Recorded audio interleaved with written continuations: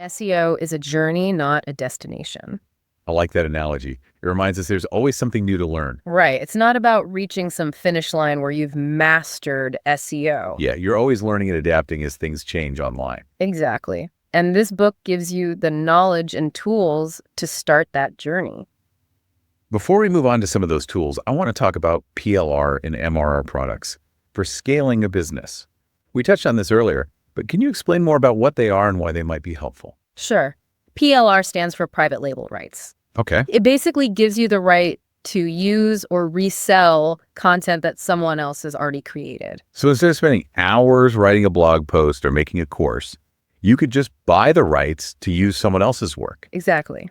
And you can modify it to make it your own. Add your own thoughts, your branding, your style. That sounds like a huge time saver for busy people. It definitely can be. And MRR, which is master resell rights, is similar, but it lets you sell the content as is and often includes the right to let your customers resell it too. So you could build a whole library of products without making the content yourself. Precisely. This is great for expanding your offerings quickly and creating new ways to make money. But doesn't using PLR or MRR content feel less authentic? Not if you do it right.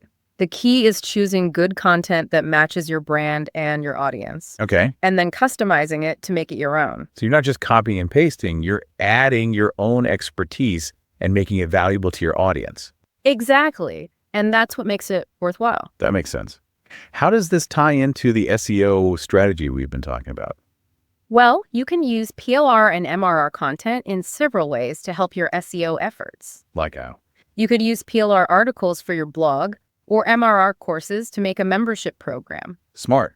And you could use that content to attract traffic, build your email list, get leads. Exactly. By tailoring the content to match your keywords and what your audience is interested in, you can make sure it's valuable and SEO friendly. So you're getting a head start on content creation, but still aligning it with your overall SEO plan. Exactly.